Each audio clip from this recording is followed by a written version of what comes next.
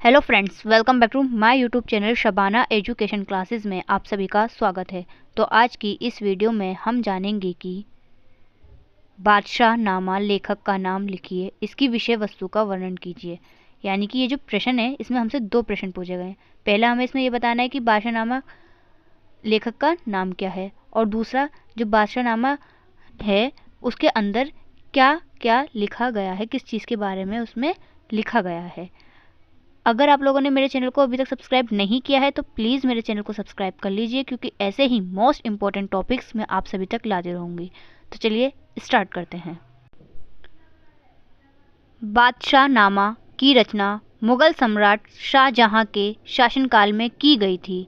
इसका लेखक अब्दुल हमीद लाहौरी था। यानी कि जो बादशाह नामा है वह शाहजहां के शासनकाल में लिखी गई थी, और बादशाह नामा के जो लेखक हैं वह अब्दुल हमीद लाहौरी हैं। शाहजहां ने लेखक अब्दुल हमीद लाहौरी की विद्वता से प्रभावित होकर अकबरनामा के नमूने पर अपना सरकारी इतिहास लिखने को कहा।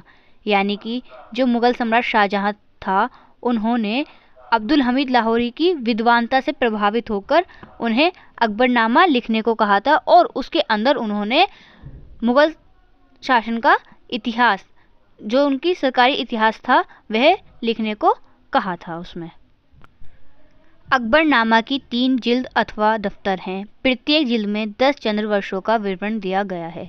यानी कि जो शाहजहां ने लेखक अब्दुल हमीद लाहौरी से जो अकबरनामा बादशाहनामा लिखवाया था उसको 3 उसमें बांटा गया है, 3 भागों में बांटा गया है।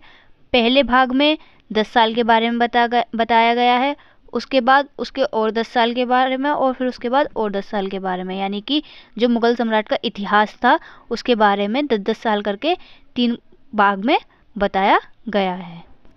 लाहौरी ने पहली और दूसरी जिल्दों में बादशाह के शासनकाल के पहले 2 दशकों के काल के इतिहास का वर्णन किया है।